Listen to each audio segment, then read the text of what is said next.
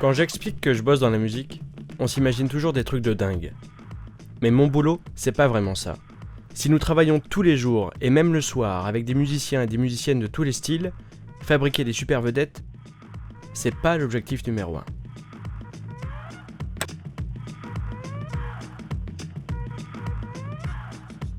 Le rock, la pop, la chanson, le métal, le jazz, le reggae, le dub, le rap, l'électro, bref, les musiques populaires. C'est toutes les musiques d'aujourd'hui sans distinction. C'est notre job de les transmettre, souvent par la pratique. Aider les jeunes musiciens à se mettre en route, tendre le micro aux artistes, certains deviendront cultes.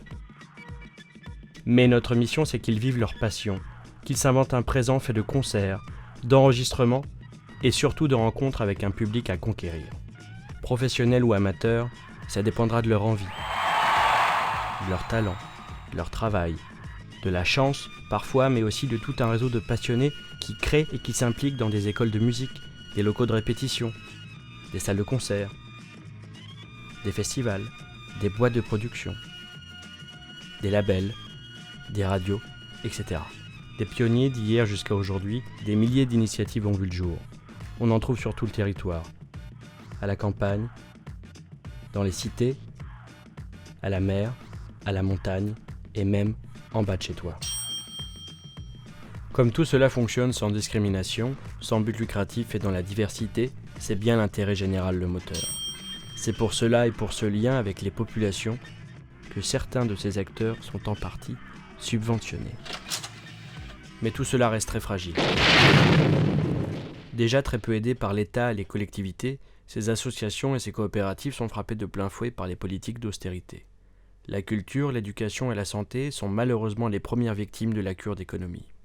Pendant ce temps, le tout business se répand en imposant une vision uniquement marchande à son profit.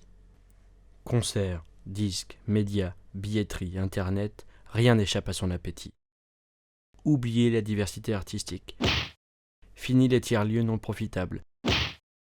Les esthétiques non mainstream. Les antennes libres. Pourtant, rien de cela n'est inéluctable. Partout, de simples citoyens inventent des solutions et continuent à innover.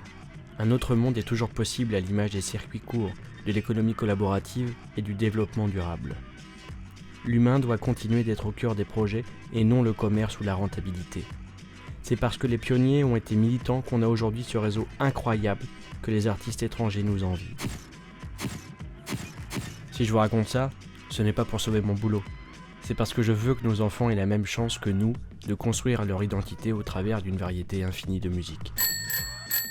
Soutenir sa scène locale, c'est préserver la diversité, la convivialité, mais aussi la liberté de parole et de création.